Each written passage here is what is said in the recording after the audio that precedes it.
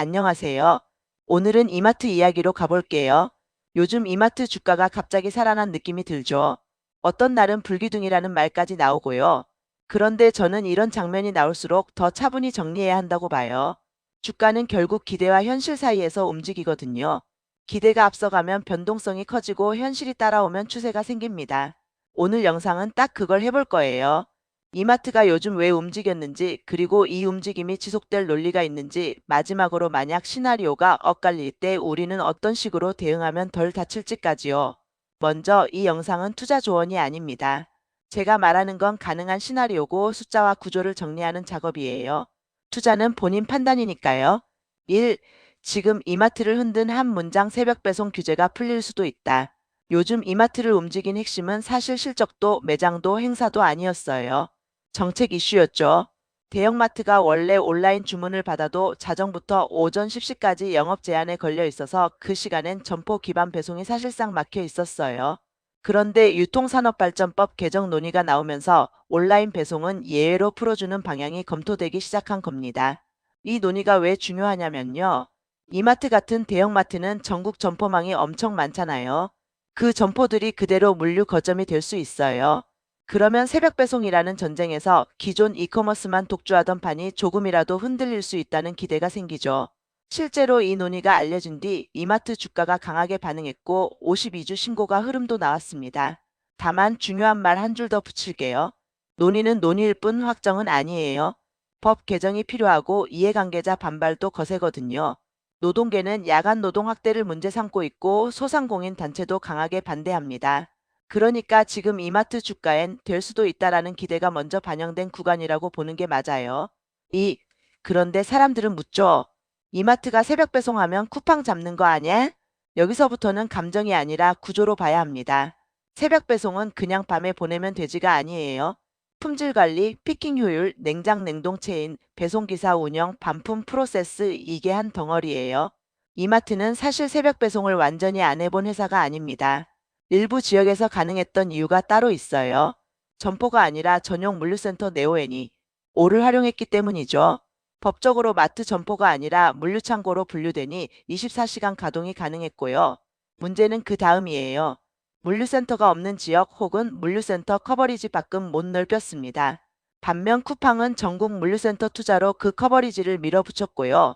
그래서 이번 법 개정이 진짜 의미 있는 포인트는 이마트가 갑자기 쿠팡이 된다가 아니라 점포 기반으로 배송 시간을 확장할 수 있느냐예요. 만약 이게 가능해지면 이마트는 추가 대규모 투자 없이 확장 옵션이 생긴다는 논리가 나옵니다. 이런 관점이 증권가 보고서에도 나와요. 다만 반대로 말하면 의무유업이 유지되고 인력 문제, 비용 문제가 정리되지 않으면 열렸는데 못하는 상황도 충분히 나올 수 있습니다. 3. 이마트의 본업은 지금 어떤 상태냐. 트레이더스가 체급을 바꿨다. 자, 정책 이슈가 단기 불씨였다면 중기적으로는 결국 본업 체력이죠. 요즘 이마트 얘기할 때 트레이더스를 빼면 절반을 놓치는 거예요. 트레이더스는 2025년 3분기에 분기 매출 1조 원을 처음으로 돌파했다는 보도도 있었고 실적 자료에서도 트레이더스가 꾸준히 버팀목 역할을 한다는 흐름이 잡힙니다. 이게 왜 중요하냐면 일반 할인점은 고정비 부담이 큰데 트레이더스는 상대적으로 대용량적 가격 회전율로 승부를 보니까 소비가 팍팍한 시기에도 가성비 장보기 수요를 흡수할 여지가 생기거든요. 즉 이마트는 지금 구조가 예전과 달라졌어요. 이마트 대형마트 침체 하나로 설명하기가 점점 어려워지고 이마트 트레이더스가 끌고 가고 할인점이 체질 개선하고 온라인이 옵션을 노리는 복합 구조가 됐다는 겁니다. 4. 실적은 턴어라운드 중이냐 착시냐. 실적은 한 번이 아니라 흐름으로 봐야 합니다. 이마트의 2025년 3분기 실적 자료를 보면 영업이익이 전년 동기 대비 감소하긴 했지만 누적 기준으로 이익 흐름이 개선되는 모습이 나타납니다. 또 시장에서는 2025년 4분기 실적이 전년 대비 개선될 거라는 전망도 나옵니다. 다만 여기서 조심할 점이 있어요. 전망은 확정이 아니고 실적 발표 일정도 확인이 필요합니다. 그러니까 실적은 지금 단계에서 이렇게 말할 수 있어요. 이마트는 망했다 끝났다 같은 프레임에서는 벗어났고 구조적으로 좋아졌다라고 단정하긴 이르지만 턴어라운드의 조건을 하나씩 모으는 국면으로 보인다. 이 정도가 딱 맞는 표현 같아요. 5. 새벽 배송이 붙으면 이마트만 오르는 게 아니라 물류도 같이 움직인다. 여기서 많은 분들이 한 가지를 놓쳐요. 이번 이슈가 이마트만의 호재로 보이지만 사실은 유통과 물류가 동시에 움직이는 테마예요. 증권사 보고서에선 대형마트 새벽 배송이 허용되면 유통업체의 온라인 경쟁력 회복과 함께 택배 물동량 확대 가능성도 언급됩니다. 특히 물류 쪽에선 CJ 대한통운이 직접 수혜 후보로 자주 거론됩니다. 이마트와의 연계 가능성 그리고 당일 새벽 배송 포함 LMD 확장 전략과 맞물릴 수 있다는 논리죠. 이 부분은 투자적으로도 되게 현실적인 포인트예요. 왜냐하면 마트가 새벽 배송을 잘하느냐는 실행 변수가 많지만 배송 물량이 늘면 물류가 돈을 벌 가능성은 상대적으로 직관적이거든요. 다만 이것도 마찬가지로 정책이 확정돼야 의미가 커져요. 그래서 단기에는 입법 진행 속도가 시장 심리를 좌우할 수 있습니다. 6. 이마트 공시 두 가지 오해 많이 나오는 포인트 정리. 6-1 자기 주식 처분 900주 공시 이거 악재 아니야? 결론부터 말하면 거의 영향 없습니다. 이마트가 2026년 1월에 공시한 내용은 임원 RSU 보상 지급을 위해 자기 주식 900주를 처분하는 건데 시장에 파는 게 아니라 회사 계좌에서 임원 계좌로 대체 입고하는 방식입니다. 그리고 공시에도 명확히 취득과 처분 주식수가 동일해서 유통 주식수 변화가 없다고 적혀 있어요. 규모도 작습니다. 이걸로 주가를 설명하려고 하면 해석이 꼬여요. 6-2 배임 혐의 114억 공시 이거 회사 리스크야? 이 부분도 감정적으로 보면 커 보이는데 구조로 보면 이렇게 정리돼요. 이마트가 미등기 임원 1명을 배임 혐의로 고소한 건입니다. 혐의 금액은 114억 원이고 자기 자본 대비 0.09%로 공시돼요. 중요한 건 회사 스스로 고소했다는 점입니다. 은폐가 아니라 법적 조치죠. 물론 이런 이슈는 이미지에 영향을 줄 수는 있어요. 하지만 현재 공시만 놓고 보면 회사 체력을 흔드는 사건이라기보단 개인 일탈에 대한 회사의 대응 성격이 강합니다. 7. 그럼 이제 진짜 질문 이마트 앞으로 무엇이 주가를 움직일까? 저는 크게 5가지를 보겠습니다. 첫째, 입법 속도입니다. 대형마트 새벽 배송을 둘러싼 법 개정 논의가 어디까지 가는지 언제쯤 윤곽이 나오는지. 둘째, 의무 휴업과의 관계입니다. 온라인만 풀어주는 반쪽짜리 완화인지 아니면 추가 논의가 확산되는지. 이건 이해관계 충돌이 커서 쉽지 않습니다. 셋째, 이마트의 온라인 확장 방식입니다.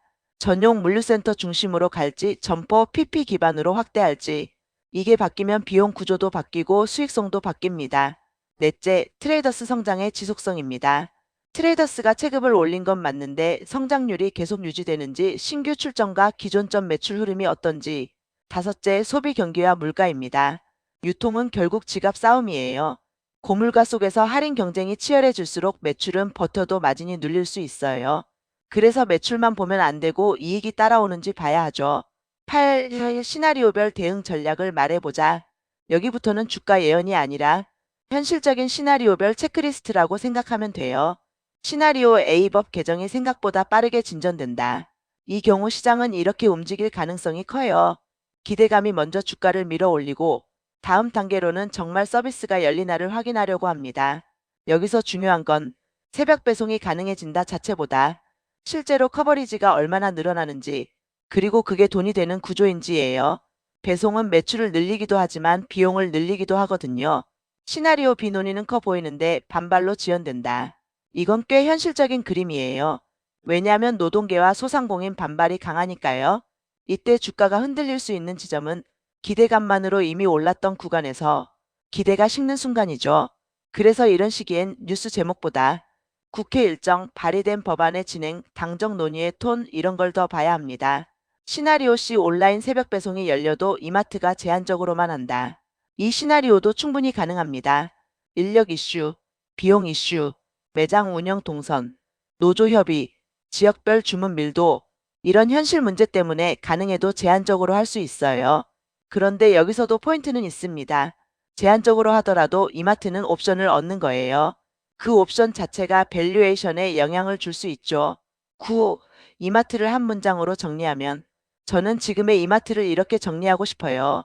이마트는 대형마트 규제에 갇혀서 뒤처지던 회사에서 트레이더스로 체력을 회복하고 정책 변화로 온라인 옵션까지 노려볼 수 있는 회사로 프레임이 바뀌는 중이다.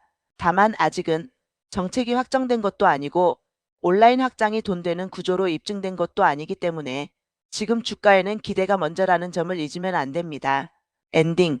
오늘은 이마트를 뉴스로가 아니라 구조로 정리해봤습니다. 정리하면 이렇습니다. 단기 불씨는 새벽 배송 규제 완화 논의, 중기 체력은 트레이더스 중심의 본업 개선, 리스크는 반발로 인한 지연 비용 구조 실행 난이도, 공시는 RSU 자사주 처분은 영향 미미 배임 고소는 개인 이슈 성격, 그리고 이 판은 유통만이 아니라 물류까지 같이 움직일 수 있는 판. 오늘 영상이 도움됐다면 좋아요, 구독. 이런 멘트는 제가 잘 못하니까요. 여기서는 그냥 말로 마무리할게요. 다음 영상에서 또 보겠습니다.